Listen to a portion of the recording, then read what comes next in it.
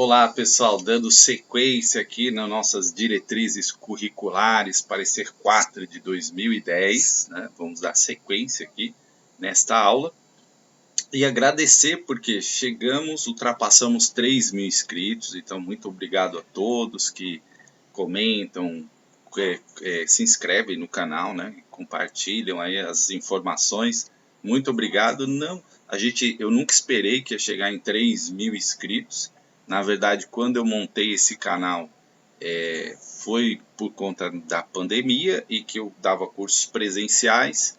E numa vez eu fiz uma avaliação de todos os professores, né? Pedi para os alunos, cerca de 40 e poucos alunos responderam. E aí a minha nota foi tipo 9 ponto alguma coisa. Então falei, opa, realmente a coisa tá dando certo. E aí a gente resolveu, com o problema da pandemia, eu resolvi fazer os cursos, já era uma vontade minha, cursos de forma gratuita, porque aí eu consigo acessar muito mais gente, né? E tem gente aí do Piauí, de Santa Catarina, enfim, de São Paulo, muita gente de São Paulo, né? O Brasil todo aí consegue acessar as aulas, tá? Então vamos lá, agradecimento feito, vamos para o artigo 12. Aí algumas pessoas vão me perguntar, professor, o senhor pulou algum artigo? Sim, de vez em quando eu pulo por conta de achar que, né, das avaliações das provas não tem aparecido tanto alguns artigos, então até para dinamizar eu vou tirando alguns artigos, tá? Mas no geral tá a grande maioria aqui. Artigo 12, cabe aos sistemas educacionais em geral definir o programa de escolas de tempo integral, tempo parcial diurno, matutino ou vespertino, tempo parcial noturno e tempo integral, turno e contraturno ou turno único com jornada escolar de 7 horas no mínimo durante todo o período letivo. Então a gente viu aqui que tem os tempos da escola, parcial diurno, matutino ou vespertino, parcial noturno, tempo integral e o detalhe, tempo integral é considerado a partir de 7 horas, tá? 7 horas já é considerado jornada integral. Tendo em vista a amplitude do papel socioeducativo atribuído ao conjunto orgânico da educação básica, o que requer outra organização e gestão do trabalho pedagógico. Então, informação importante aqui são as 7 horas do tempo integral, e é importante você saber porque as bancas costumam perguntar. Parágrafo 1. Deve-se ampliar a jornada escolar em único ou diferentes espaços educativos, nos quais a permanência do estudante vincula-se tanto à quantidade e qualidade do tempo diário de escolarização, quanto à diversidade de atividades de aprendizagem. Então, a nossa legislação está sempre procurando ampliar a jornada escolar. E veja o detalhe, não é só ampliar na questão da quantidade de tempo, tá? É na qualidade também e também na diversidade de atividades, ou seja, não adianta você ter um período integral que de manhã você tem aquela normal que tem nas escolas, tal, as matérias, as atividades, e à tarde você reproduzir a mesma coisa. Então não é esse o objetivo, né? O objetivo é diversificar, complementar, novas atividades, enfim. Segundo parágrafo, a jornada em tempo integral com qualidade, veja, implica a necessidade de incorporação efetiva e orgânica no currículo de atividades e estudos pedagogicamente planejados e acompanhados. Veja, na jornada integral também a questão pedagógica está presente. É porque de manhã faz o pedagógico, né? Existem algumas interpretações assim, de jornada integral. De manhã faz o pedagógico e depois faz atividades lá, brincadeiras, né? Mas sem um caráter pedagógico, não é isso. Inclusive as brincadeiras, as atividades no período de contraturno devem sim ter um caráter pedagógico, tá? Devem sim. Então tá aqui, ó, pedagogicamente planejados e acompanhados. Não é de qualquer jeito, bota o pessoal para jogar bola, bota o pessoal para brincar. Não é assim, né? Tem que ter lá, sem dúvida, uma questão pedagógica planejada e acompanhada, 3, parágrafo 3. Os cursos em tempo parcial noturno devem estabelecer metodologia adequada às idades, à maturidade e à experiência de aprendizagens. O que diz esse parágrafo 3? O ensino noturno é diferente do ensino diurno, né, do ensino... por quê? Do ensino diurno vespertino. Por quê? Porque lá você tem alunos, provavelmente com uma faixa de idade maior, com uma vivência de vida maior, com muitos já constituíram família, muitos trabalham, então você não pode, né, aplicar a mesma coisa que se aplica lá de manhã com os alunos de 7, 8, 9, 10 anos no noturno, porque ali é um público diferenciado, então você tem que adequar essa metodologia de ensino para esse público, para atenderem aos jovens e adultos em escolarização no tempo regular ou na modalidade de educação de jovens e adultos, o EJA. Tenho falado muito isso aqui, né? Você não pode pegar o que acontece de manhã com crianças e adolescentes e reproduzir à noite com jovens e adultos, que isso é uma fórmula que provavelmente não vai dar certo.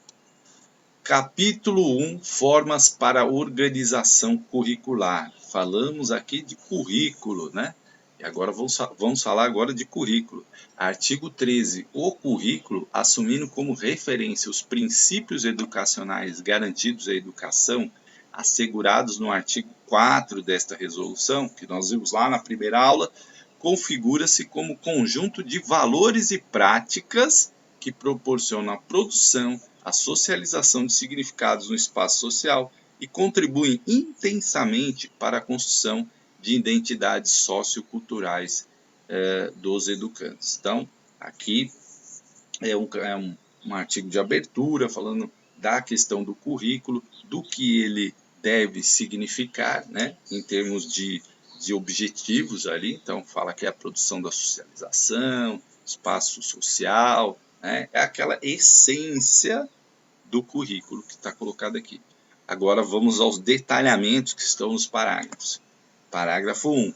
O currículo deve difundir os valores fundamentais do interesse social, dos direitos e deveres do cidadão, do respeito ao bem comum e à ordem democrática. Veja, esse é o DNA da nossa educação, sempre falo isso para vocês, então não poderia ser diferente no currículo, né? O currículo tem que expressar o quê? O interesse social, a questão da cidadania, os direitos e deveres, como que a pessoa tem que conhecer os seus direitos, os seus deveres, tem que incorporar isso como uma prática também, do respeito ao bem comum, essencial para a vida em sociedade, e a questão da democracia, né? A ordem democrática. E isso é fundamental. A gente vive um tempo em que muita gente questiona a ordem democrática. Gente, a democracia, ela está estabelecida na nossa Constituição, em todas as leis da educação, ela deve ser uma prática da escola e, portanto, a gente tem toda uma construção da educação baseada na democracia.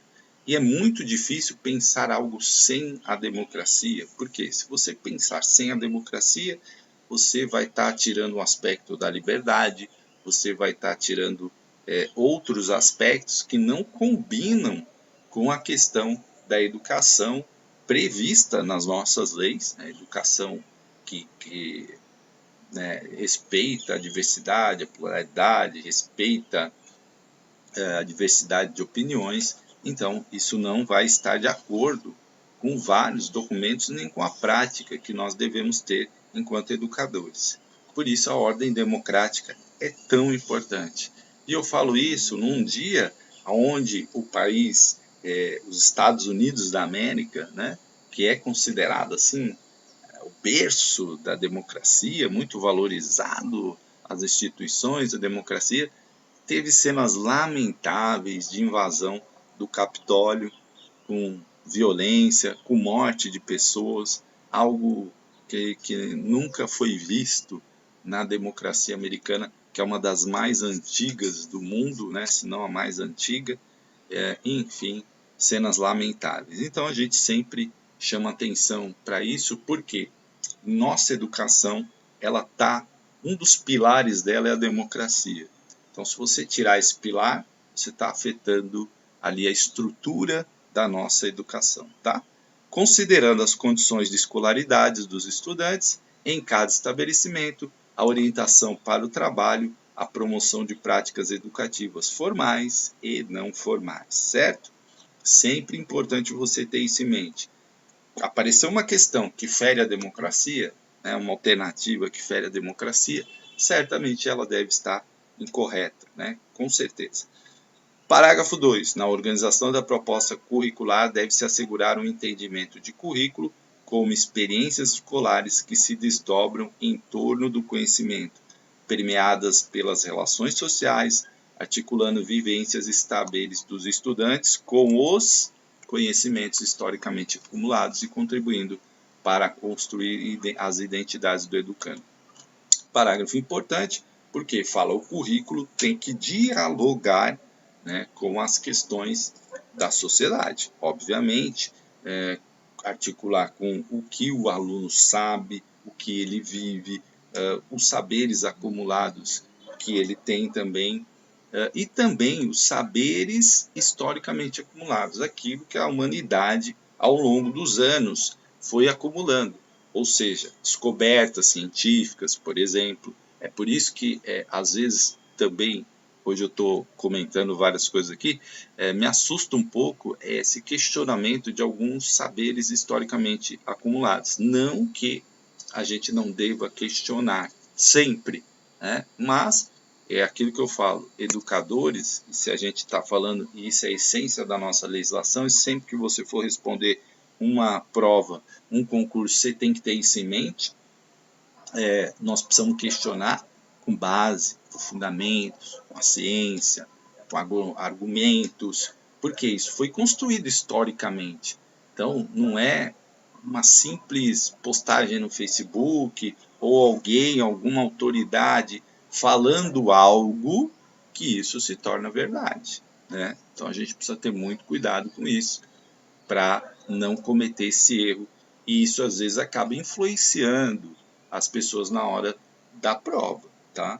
Então sempre tem em mente, a gente sempre tem que questionar com base em dados, com base em pesquisa, com base em conhecimento, com base em leitura, com base em pesquisas, nada do achismo, tá? Parágrafo 3. A organização do percurso formativo aberto e contextualizado deve ser construída em função das peculiaridades do meio e das características e necessidades dos estudantes. Então, percurso formativo, informação importante, aquilo que o aluno vai fazer durante a sua vida escolar, ele tem que ser aberto, tem que ser contextualizado, né? Não pode ser uma coisa totalmente que não tem nada a ver com a realidade do aluno. Então, por isso você tem que pensar onde ele vive, como ele vive, quais são os interesses daquela comunidade, daquele bairro, daquela cidade, certo? Incluindo não só os componentes curriculares centrais obrigatórios, que existem, que nós já falamos, né? Previsto na legislação e nas normas educacionais, mas outros também de modo flexível e variável, conforme cada projeto escolar. Então, você tem aquela parte que é obrigatória, que é central, mas você também tem a parte diversificada. E ambas constituem uma coisa só, tá? Não é separado. A nossa legislação, inclusive já caiu essa pergunta, não separa isso. Então, o conteúdo os conteúdos, componentes curriculares centrais obrigatórios e os componentes curriculares diversificados, a parte diversificada, formam um único, um todo, tá? Primeiro, concepção e organização do espaço curricular e físico que imbriquem e alarguem, incluindo espaços, ambientes e equipamentos que não apenas as salas de aula, mas igualmente os espaços de outras escolas e os sócios culturais, esportivos e recreativos do entorno da cidade e mesmo da região. Esse inciso 1 vai tratar aquilo que eu chamo de derrubar os muros da escola. Não é ir lá e quebrar o muro, não é isso. a educação e além dos muros da escola, né? Então, você tem lá na sua cidade um museu, você tem na sua cidade um equipamento esportivo, você tem na sua cidade monumentos históricos, você tem na sua cidade uma, uma natureza abundante, você tem cachoeiras, você tem mata cerrado, você tem caatinga, você tem floresta tropical, mata atlântica, floresta amazônica. Tudo isso você tem que procurar utilizar para gerar conhecimento, certo? Então, aqui está falando de espaços socioculturais, esportivos, né? Mas qualquer outro espaço, uma outra escola, enfim, tá? Tudo isso você pode explorar, e é isso que fala na questão da organização do currículo. 2. Ampliação e diversificação dos tempos e espaços escolares, que pressupõem profissionais da educação dispostos a inventar e construir a escola de qualidade social, com responsabilidade compartilhada com as demais autoridades que respondem pela gestão dos órgãos do poder público, na busca de parcerias possíveis e necessárias, até porque educar é responsabilidade da família, do Estado e da sociedade. Aqui fala da ampliação, diversificação dos tempos, espaços de profissionais, né? Então você de repente tem um pai de aluno que tem uma experiência profissional e você coloca ele para colocar essa experiência para os alunos, para fazer alguma coisa, construir um projeto, enfim. Então, isso tudo incrementa o currículo, incrementa a proposta educacional. Tá? 3. Escolha de abordagem didática, pedagógica disciplinar, pluridisciplinar, interdisciplinar ou transdisciplinar pela escola, certo? Então, estamos falando aqui de várias, né? De disciplinas, de pluridisciplinas, de interdisciplinaridade, de transdisciplinaridade pela escola, e nós vamos falar isso um pouco melhor para frente, que oriente o projeto político-pedagógico e resulte de pacto estabelecido entre os profissionais da escola, conselhos escolares e comunidade, subsidiando a organização da matriz curricular, a definição de eixos temáticos e a constituição de redes de aprendizagem, que aparece demais. Para resumir esse inciso 3, gente, a gente não pode se fechar na nossa caixinha, né? Então você não pode, eu dou aula de matemática, fico ali na minha matemática, tal, e não dialogo com as outras disciplinas. Tem um projeto lá de leitura, eu falo, não, eu sou da matemática, não tenho nada a ver com leitura.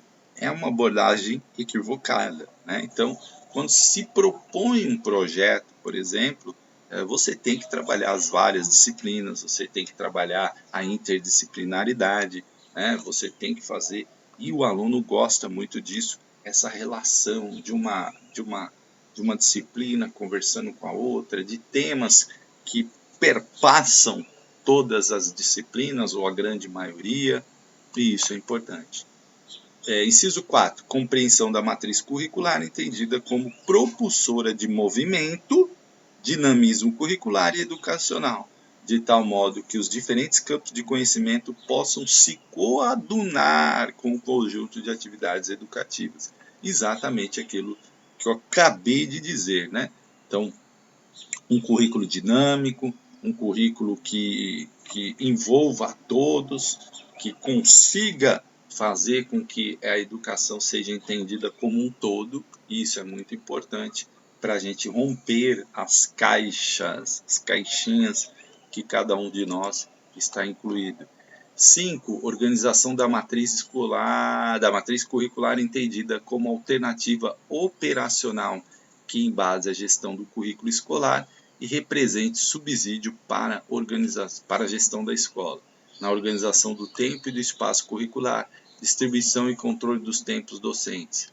Passo para uma gestão centrada na abordagem interdisciplinar, organizada por eixos temáticos, mediante interlocução entre os diferentes campos do conhecimento. Então aqui vai só esmiuçando aquilo que eu estou falando, mas aqui, veja, a matriz ela é importante para que você tenha essa gestão do currículo escolar, né? É um subsídio para a gestão da escola, para organizar o que? O tempo, o espaço escolar, né? Como que distribui lá as disciplinas e como que elas serão organizadas. Agora, sempre pensando aqui, ó, na questão da interdisciplinaridade, que é tão importante. E aí fala de eixos temáticos. Algumas escolas no Brasil e no mundo, em alguns lugares, essa experiência já é muito mais consolidada, pensando na Finlândia, pensando em Portugal e algumas escolas que são referências, de que trabalham com eixos temáticos, com pesquisa, que romperam as caixas das disciplinas e fazem uma abordagem muito mais interdisciplinar do conhecimento do que, por exemplo, nós praticamos aqui no Brasil, na maioria das escolas, tá? 6. Entendimento de que eixos temáticos são uma forma de organizar o trabalho pedagógico, limitando a dispersão do conhecimento, fornecendo o cenário no qual se constrói objetos de estudo, propiciando a concretização da proposta pedagógica centrada na visão interdisciplinar, superando o isolamento das pessoas e a compartimentalização de conteúdos rígidos. Então, vocês vejam que nessa Resolução 4 de 2010, ela tem muito claro o objetivo da questão interdisciplinar, porque é aquilo que eu estou colocando aqui, superar esse isolamento das pessoas, das disciplinas, essa compartimentalização, matemática fechadinha ali, português fechadinho, história fechadinho, geografia fechadinho, né? Que isso não contribui, principalmente no mundo de hoje, na sociedade que nós temos hoje, aonde os conhecimentos eles são muito dinâmicos, exigem da gente diversas habilidades e que a gente incorpore diversas habilidades e conhecimentos novos o tempo todo e que a gente saiba fazer relações, né, solucionar problemas, enfim. Então, quando se trabalha na forma interdisciplinar, isso te alarga o conhecimento, alarga a sua visão de mundo e te possibilita aí um trabalho mais eficaz, tá? 7. Estímulo à criação de métodos didáticos pedagógicos utilizando-se de recursos tecnológicos de informação e comunicação a serem inseridos no cotidiano escolar, a fim de superar a distância entre estudantes que aprendem e recebem informação com rapidez, utilizando a linguagem digital, e professores que dela ainda não se apropriaram. Então, gente, esse inciso 7 fala desse descompasso, né? Porque as novas gerações, elas já vêm no mundo digital. Então, elas têm o contato com o celular muito cedo, elas têm o contato com o computador e com as linguagens digitais, redes sociais, enfim, muito cedo, e muitos professores ainda não se apropriaram desse conhecimento. E é claro que eles são importantes, gente, porque não podemos pensar numa escola sem que ela trabalhe os recursos tecnológicos de informação e comunicação. Por quê? Se a gente pensa uma escola alinhada com o que acontece na sociedade, ela tem que ter isso, porque a sociedade hoje, cada vez mais, ela vai se informatizando e as coisas vão sendo cada vez mais o computador, o celular, principalmente o celular hoje, se torna uma ferramenta importante, né? Você no celular pode ter agenda, você no celular pode acessar o banco, você pode fazer aplicação, você pode, né, fazer uma série de coisas pelo celular, tá? E, enfim, então a gente não pode ser contra esse movimento que, na verdade, ele está aí, já está presente, já está acontecendo há algum tempo. 8. Constituição de rede de aprendizagem, de novo essa palavra aparecendo, entendida como um conjunto de ações didático-pedagógicas com foco na aprendizagem e no gosto de aprender, subsidiada pela consciência de que o processo de comunicação entre estudantes e professores é efetivado por meio de práticas e recursos diversos. Então, resolução 4, ela dá uma chacoalhada, né, na gente. Ela fala de rede de aprendizagem, da gente ter esse conjunto didático-pedagógico que tenha foco na aprendizagem, mas que estimule o gosto de aprender, certo? A curiosidade, o gosto de buscar conhecimento, né? E isso a gente tem que fazer de forma diversificada, procurando aí vários meios e várias práticas para você conseguir realizar isso. E é claro que isso, numa sala de aula, existem inúmeras possibilidades, desde que nós estamos colocando aqui várias condições, você tem aí essas condições colocadas, né? Enfim, e procure realmente a inovação e a diversidade.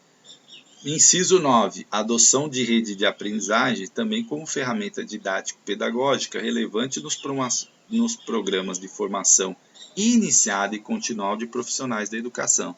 Veja a palavra rede de aprendizagem aparecendo demais aqui. Então, também nos processos de formação inicial e continuada, é importante. A gente viu na pandemia como se formaram assim de forma até não planejada muitas vezes, essas redes de aprendizagem, professores que trocavam informações sobre Google Meet, sobre Google Sala de Aula, sobre ferramentas digitais, sobre como colocar fundo de tela, sobre programas que facilitavam a alfabetização, enfim. Se criou ali uma rede de aprendizagem em grupos de WhatsApp, né, dentro das possibilidades que a pandemia impôs. Sendo que essa opção requer planejamento sistemático, é isso que talvez para que fosse mais eficaz, mas enfim, a gente não pode considerar o ano de 2020 porque houve realmente uma surpresa com relação ao tamanho da pandemia e não deu tempo realmente de fazer um planejamento aí, porque ninguém imaginava que a gente ficaria um ano praticamente sem alunos presenciais, né? Mas o importante assim, é você ter esse planejamento sistemático, integrado, estabelecido entre sistemas educativos ou conjunto de unidades escolares. Então, né, o ano de 2020 foi o planejamento com o carro andando, o que não é o ideal, certo? Agora a gente já tem um pouco mais de experiência do ano passado, né, 2020, e aí sim, talvez o trabalho se desenvolva com uma qualidade ainda melhor. Parágrafo 4. A transversalidade é entendida como uma forma de organizar o trabalho didático-pedagógico em que temas e eixos temáticos são integrados a disciplinas e às áreas ditas convencionais, de forma a estarem presentes em todas elas. Então é aquele tema transversal, aquele tema que vai passar, né? Veja como está colocado aqui, ó, todas as disciplinas, todas as áreas ditas convencionais. Então, vamos dar um exemplo aqui: meio ambiente. Então, todas as áreas vão trabalhar lá a questão do meio ambiente. Ciências vai trabalhar a questão do meio ambiente, geografia vai trabalhar a questão do meio ambiente, português vai trabalhar a questão do meio ambiente, matemática vai trabalhar o meio ambiente. Como é que matemática vai trabalhar o meio ambiente? Pega um texto que tenha dados, né, informações ali, gráficos sobre desmatamento, sobre prejuízos ao meio ambiente, em porcentagens, enfim, em números, e você vai trabalhar isso, né? Você vai trabalhar isso, pode trabalhar em conjunto, inclusive com outras disciplinas, e isso é o que fala. É importante você entender esse parágrafo 4 aqui, porque é uma questão que aparece muito. Tá? Então, se a resolução 4, 2010 aparecer como alguma questão lá falando de transversalidade, você tem que ter essa informação que ela é entendida como uma forma de organizar o trabalho didático-pedagógico em que temas e eixos temáticos são integrados às disciplinas e às áreas ditas convencionais, de forma a estarem presentes em todas elas. Eu, se fosse você, anotava isso aí, né? Anota. Eu gosto de, às vezes, anotar algumas coisas importantes. E eu falo resolução 4. Eu vou escrever aqui sobre transversalidade. E aí eu levo isso comigo no dia da prova, num papel, né? Eu leio isso. um pouco antes da prova, aquele tempo que você está esperando lá, eu dou uma olhada. Isso aqui é resolução 4, transversalidade. Eu dou essa olhada, depois jogo o papel fora, né? E segue a vida. Informação importante. Parágrafo 5. A transversalidade difere da interdisciplinariedade. Olha aqui, uma diferença importante, porque pode cair como pergunta isso também. E ambas complementam-se. São diferentes, mas complementam-se. Rejeitando a concepção de conhecimento que torna a realidade como algo estável, pronto e acabado. E aí, o parágrafo 6, que eu também recomendo você anotar, vai falar o seguinte: a transversalidade refere-se à dimensão didático e pedagógica e a interdisciplinariedade à abordagem epistemológica dos objetos de conhecimento. Nossa, professor, que coisa complicada isso aqui, né? Então, vamos lá.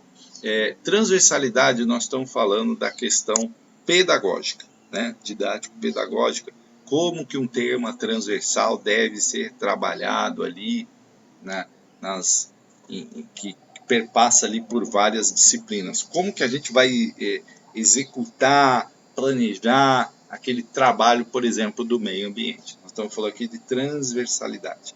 E interdisciplinariedade, nós estamos falando aqui da episteme, né, do conhecimento, como que nós vamos pegar aquele tema ali, né, episteme, assim, filosoficamente, aquele tema, nós vamos extrair dali nosso trabalho, a nossa abordagem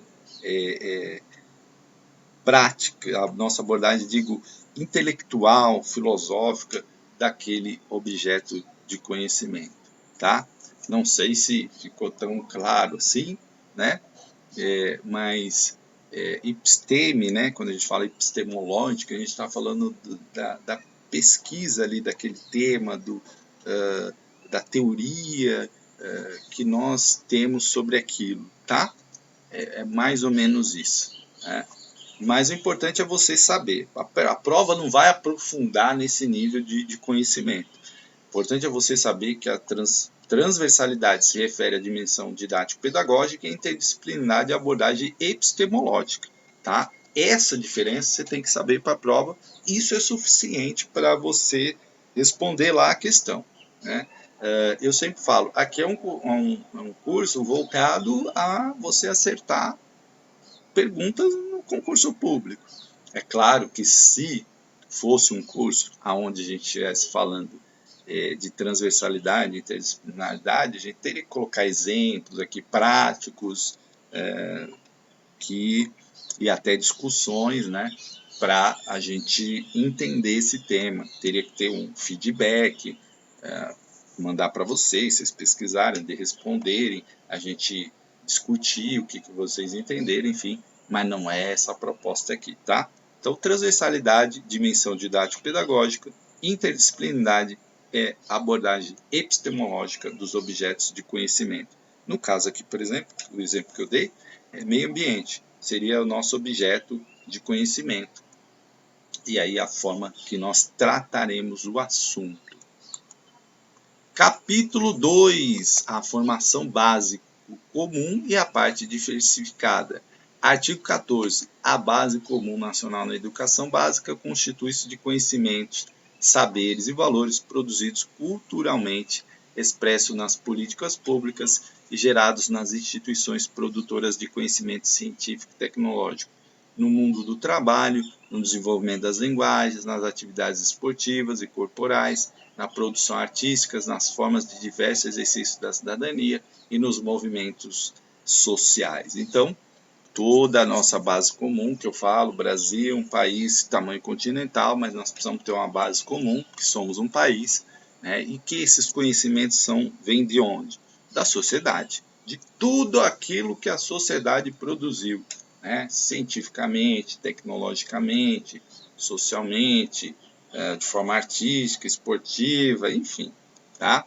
Desportiva, do mundo do trabalho. Tudo isso é importante, são importantes conhecimentos reunidos pela humanidade É por isso que eu falo, eles não podem ser desprezados da forma como eu tenho visto alguns, né, fazerem, realizarem um desprezo pelo conhecimento científico e pela ciência.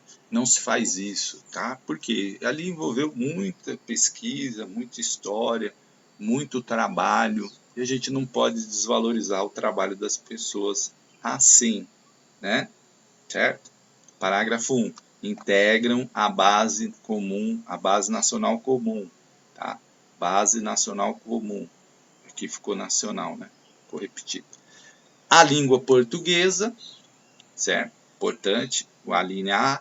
A linha B, a matemática. A linha C, o conhecimento do mundo físico, natural, da realidade social e política, especialmente do Brasil, incluindo o estudo da história e das culturas afro-brasileira e indígena. Muita atenção, que as bancas gostam de perguntar muito isso aqui. A arte, em suas diferentes formas de expressão, incluindo-se a música, a educação física e o ensino religioso, no F aqui, são a base comum nacional. Então, você tem língua portuguesa, matemática, né, conhecimento do mundo físico, ciências, história, geografia aqui, né, a arte, a educação física e o ensino religioso. Tá? Parágrafo 2. Tais componentes curriculares são organizados pelos sistemas educativos em formas diárias de conhecimento, disciplinas, eixos temáticos, preservando-se a especificidade dos diferentes campos do conhecimento, por meio dos quais se desenvolvem as habilidades indispensáveis ao exercício da cidadania em ritmo compatível com as etapas de desenvolvimento integral do cidadão. Então, você tem todas esses campos de conhecimento aqui, né?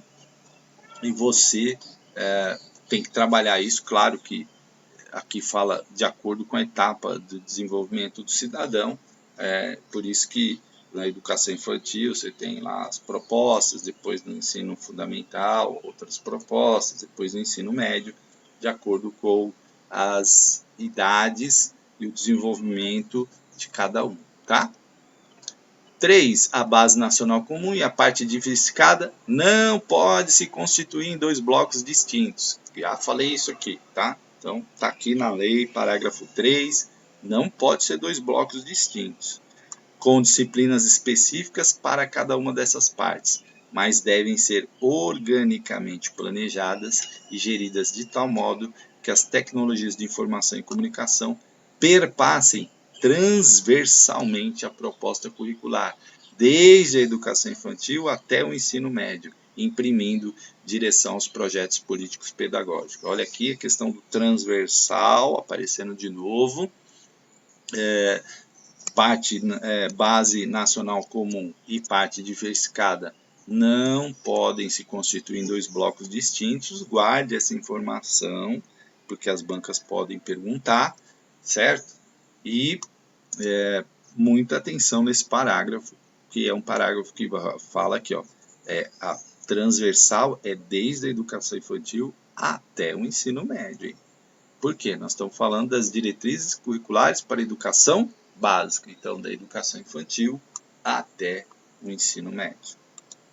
Artigo 15. A parte diversificada enriquece e complementa a base nacional comum, prevendo o estudo das características regionais e locais da sociedade, da cultura, da economia e da comunidade escolar, perpassando todos os tempos e espaços curriculares constituintes do ensino fundamental e do ensino médio, independentemente do ciclo de vida na qual o sujeito tem acesso à escola. Né? Pode ser também depois, né, na educação de jovens e adultos.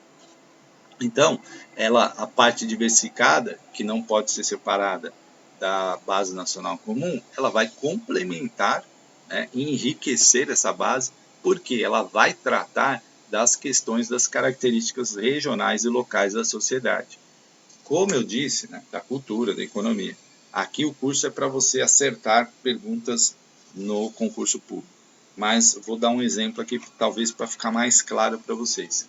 Pega a região do Amazonas. O Amazonas tem uma série de características que locais lá que são muito marcantes, né? Vamos falar, Floresta Amazônica, Rio Amazonas, Zona Franca de Manaus, presença de comunidades indígenas, garimpeiros, madeireiros, conflitos sociais naquela região entre esses grupos, questão da preservação ambiental.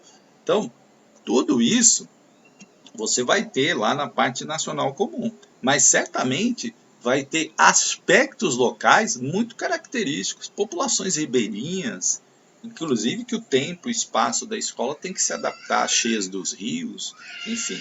Então são características importantes que a escola não pode, né, deixar de fazer. E claro, cada estado tem a sua característica. O Piauí tem as suas características, São Paulo tem as suas características, Pernambuco tem suas características, o Rio Grande do Sul, Paraná tem suas características, e essas características devem sim ser abordadas na educação.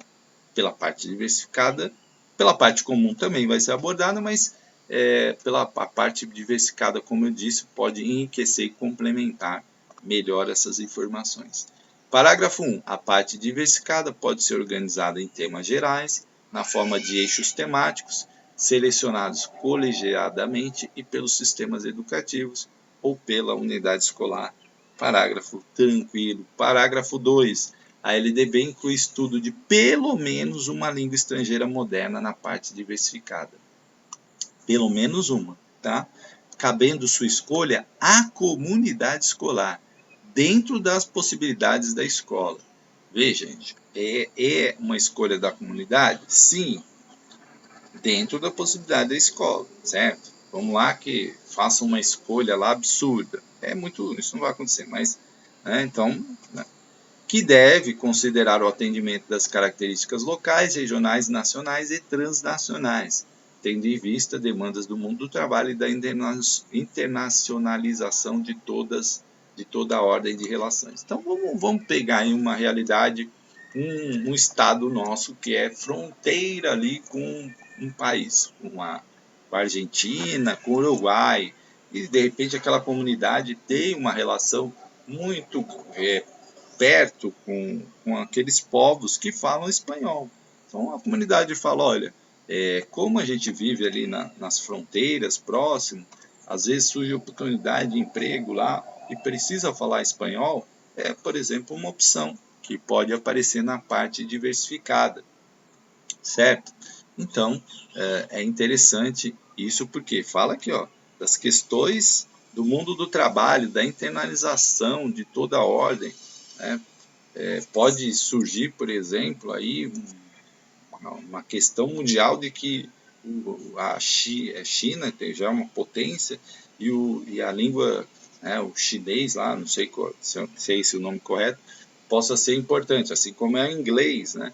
Então, as características podem incluir a isso o mandarim, agora eu lembrei. O mandarim pode ser incluído aí como uma questão importante, os sistemas oferecerem ou fortalecerem a questão do inglês, enfim, ou outro idioma de alguma comunidade, né? Você tem, por exemplo, colônias aí, se eu não me engano, no Paraná, Santa Catarina, de alemães. Então, de repente, para preservar questões culturais, o ensino da língua alemã, né? Então, pode ser diversas, mas pelo menos uma na parte diversificada. 3. Parágrafo 3. A língua espanhola, por força da Lei 11.161 de 2005, é obrigatoriamente ofertada no ensino médio, embora facultativa para o estudante, bem como possibilitada no ensino fundamental do 6º ao 9º ano. Por exemplo, Araçariguama tem espanhol, uma cidade ali na região da Castelo, né? Chamada Princesinha da Castelo, Portal do Interior, tem espanhol do 6º ao 9º ano. Eu conheço lá, então tem. Agora, no ensino médio, ela é obrigatoriamente ofertada, mas ela é facultativa para o estudante. Professor, como é isso? É assim, a escola tem obrigação de ofertar. Agora o aluno faz se ele quiser ou não, tá? É facultativo para ele, não é obrigatório. Mas ofertar é obrigatório, tá? Cuidado para não confundir, porque a banca pode fazer alguma armadilha aqui para você. Artigo 16. Leis específicas que complementam a LDB determinam que sejam incluídas componentes não disciplinares, como temas relativos ao trânsito, ao meio ambiente e à condição e direito do idoso. Então, aqui são leis que tem no país que falam de você trabalhar diversos temas aí que não são disciplinas, mas são questões ligadas ao trânsito, né, educação no trânsito, respeito, enfim. Meio ambiente, que está sempre presente, foi um dos exemplos que eu dei, e a condição de direitos do idoso também. Vamos mudar aqui. Artigo 17. No ensino fundamental e no ensino médio, destinar-se-ão pelo menos 20%, aguarda esse número, do total da carga horária anual ao conjunto de programas e projetos interdisciplinares eletivos criados pela escola, previsto no projeto político-pedagógico, de modo que os estudantes do ensino fundamental e do médio possam escolher aquele programa ou projeto que se identifique e lhes permitam melhor lidar com o conhecimento e a experiência. Professor, na prática eu não vejo isso. Então, mas o que acontece é que a legislação, né, pelo menos a resolução, prevê isso. Então, 20% da carga total do ano tem que ter programas e projetos interdisciplinares eletivos criados pela escola, que devem estar previstos no projeto pedagógico, certo? Gente, a escola tem sempre muitos projetos, né? Agora, talvez não haja esse controle, né, de ser 20%, ser 15%, ser 10%. Mas a resolução está aí e coloca isso, 20%, tá? Cuidado, porque às vezes, como a gente tem a prática na escola, no dia a dia, isso não acontece em boa parte, eu sei que não acontece em boa parte, ou pelo menos não está tão claro assim que é 20%, o aluno pode, o candidato, né, a vaga no concurso público lá, candidato ao serviço público, pode errar pensando na sua prática. Ele pode falar, mas isso não tem na minha escola. E aí ele responde errado. Então, que eu sempre falo, responda sempre de acordo com a lei. O que diz a lei?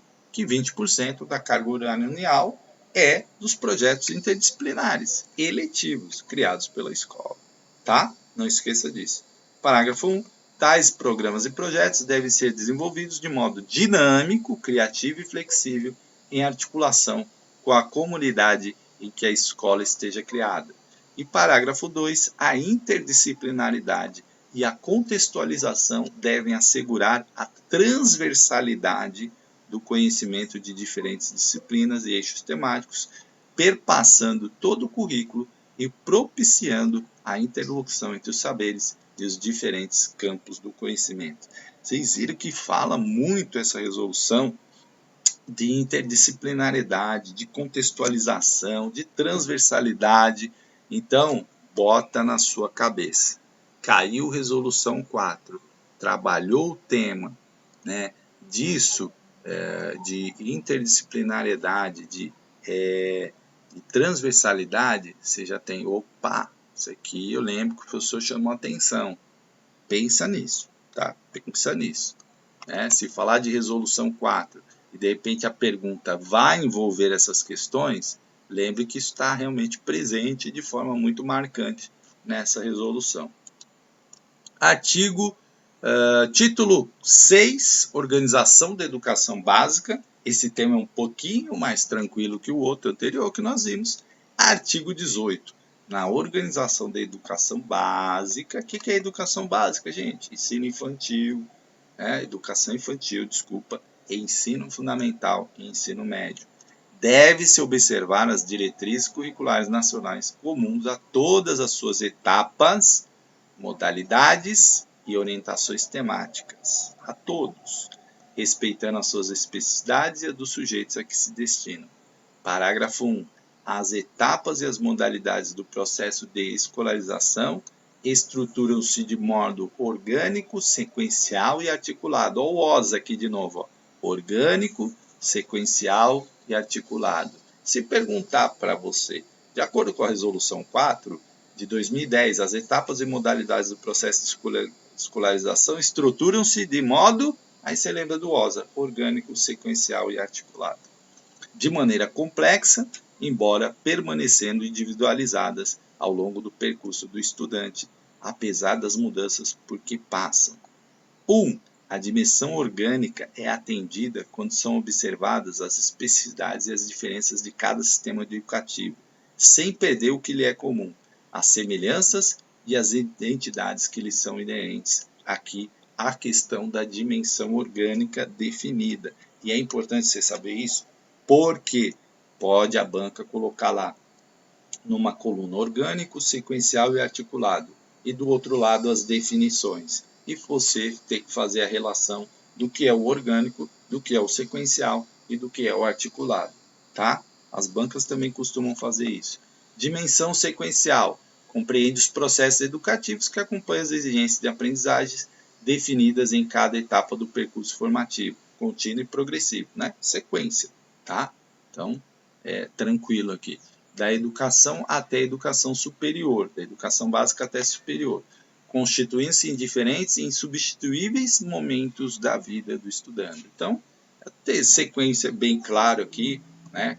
Tá falando aí esse percurso formativo, essa sequência que você tem que ter, que começa lá na educação infantil, passa para o ensino fundamental, ensino médio, até a educação superior. 3. A articulação das dimensões orgânica e sequencial, das etapas e da modalidade da educação básica e destas com a educação superior, implica ação coordenada e integradora do seu conjunto. É claro que elas têm que estar ali totalmente articuladas, tá? Parágrafo 2. A transição entre as etapas da educação básica e suas fases requer forma de articulação das dimensões orgânica e sequencial, que assegurem aos educandos, sem tensões e rupturas, a continuidade de seus processos peculiares de aprendizagem e desenvolvimento. É aquela velha transição, né? A criança vai sair da creche para a pré-escola, da pré-escola para o primeiro ano. Então tem que fazer uma transição. Importante você levar ela para conhecer, que vai ter mudanças, que antes era assim, agora vai ser assim, né? Para que ela não tenha ali tensão e ruptura, ela já vai sabendo o que vai acontecer, tá? E isso é muito importante, né? A gente saber o que vai acontecer, isso em todas as fases da vida, né? Imagina para a criança. Então, saber, ó, estou na pré-escola, vou lá conhecer como é que é o primeiro ano, como é que funciona, qual é o espaço, se vai mudar de escola. É importante essa transição, né? De uma fase para outra, enfim. Tá?